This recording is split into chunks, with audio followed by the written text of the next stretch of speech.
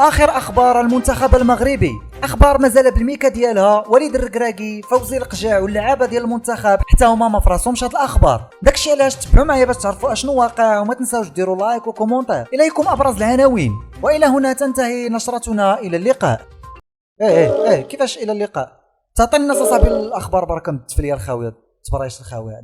نعتذر عن انقطاع. سفيان الرحيمي ما غاديش يلعب هذا الماتش، كبر عليها لحقاش خدا بزاف ديال البطاقات الصفراء. تراكم البطاقات الصفراء غادي يحرموا من انه يلعب. كوكو سفيان الرحيمي صافا، وبقى تركز لنا في اللعب وبعد من المشاكل، راه انت هو اللي كاين وما كاين ما حسن. عز الدين اناحي حتى هو قال لك ما غاديش يكون، ولكن وليد الركراكي قال لك غادي يكون، لانه عز الدين اناحي راه كاين دابا. فهمتوا شي حاجه؟ ما فهمتوا والو. عز الدين اناحي قالوا عليه واحد الاشاعه اللي راه هو اصابه، ولكن عز الدين اناحي غادي يكون وما كاين لا اصابه لا والو، راه جا وكيتدرب وكيوجد داك الزنزن ديالو، راكم عارفين النحيله وكذا وهادي وكذا. برايم دياز ونايف اكراد النهار كامل هما تيموتوا بالضحك وسط التدريبات، والسبب هو ان برايم دياز جا كيعبر نايف اكراد الرجل ديالو. قال لك اسيدي كيفاش ان نايف اكراد رجلو قصار وهو طويل، ما يمكنش. وهنا برايم دياز اكد على ان الفار في لا ليغا حاشاكم هو مجرد تخربيق. مدرب المنتخب الكابوني قال واحد التصريح اللي ما فيه ما يتسمع. قال لك اسيدي بلي المنتخب المغربي عنده واحد النقطه ديال الضعف وكيديروا اخطاء وهو غادي يستغلها في هذه المباراه. عندك الحق،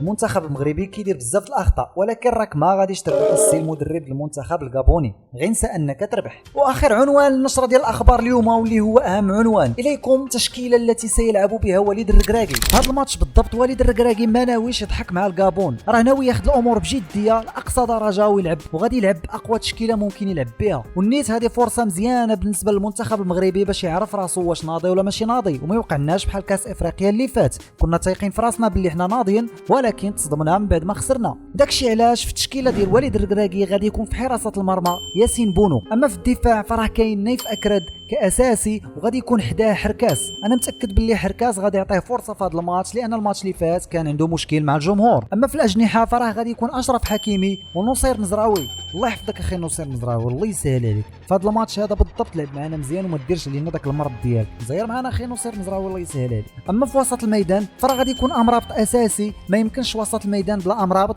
وغادي يكون معاه اناحي وبن صغير. دابا غادي ندوزو الهجوم، فغالبا سيريتو ما غاديش نشوفوه في الهجوم، غادي نشوفو الكعبي جاكسون في الهجوم، وغادي يكون براهيم دياز والزلزولي. خاي الزلزولي راك تما ما كاين فن داكشي ديال السونتر اللهم بارك. فهادي التشكيله اللي غادي يلعب بها السي وليد الركراكي، وهادي التشكيله اللي غادي يشد بها داك المدرب ديال الكابون، وغادي يوريه داك التصريح ديال حنايا كنديروا الاخطاء وغادي يستغلون باش يغلبنا. انا كنتوقع باللي غادي تاخذ شي 4-0 نقيه. والى هنا سيداتي سادتي تنتهي اخبارنا، تهلاو في راسكم والى اللقاء. وما تنساوش ديروا معكم لايك وقولوا لي التوقع ديالكم لهاد المباراه اللي غادي يلعبها المنتخب، راه مباراه مهمه، ضروري خليو التوقع. يلا تهلاو.